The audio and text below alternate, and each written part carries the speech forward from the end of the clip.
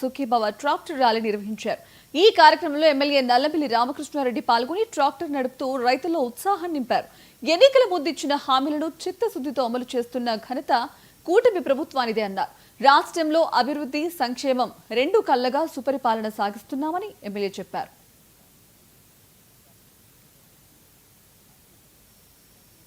వాళ్ళ కూటమి ప్రభుత్వం ఏదైతే ఎన్నికల ముందు సూపర్ 6 హామీలు ఇచ్చిందో ఆ హామీలకి అనుగుణంగా ఒక్కొక్క హామీని నెరవేర్చుకుంటూ ముందుకు వెళ్ళడం జరుగుతూ ఉంది.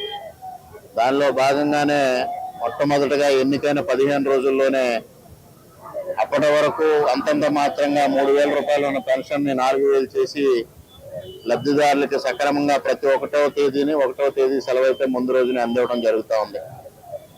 అదేవిధంగా తర్వాత కార్యక్రమంగా ఏదైతే తల్లికి వందనం కార్యక్రమాన్ని చేపట్టడం జరిగింది.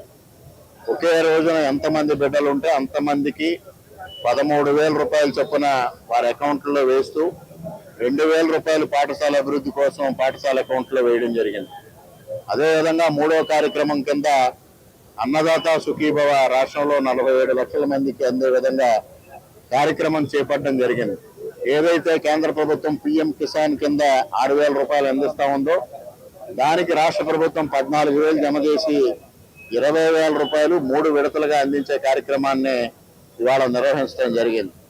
అదేవిధంగా నిన్నటి రోజున ఏదైతే మహిళలకి ఉచిత బస్సు జిల్లాల వారీగా ఉచిత బస్సు అని ప్రకటన చేశారో దాన్ని మరింత మెరుగుపరిచి ఇవాళ రాష్ట్ర వ్యాప్తంగా స్త్రీ శక్తి పథకం ద్వారా మహిళలకి ఉచిత బస్సు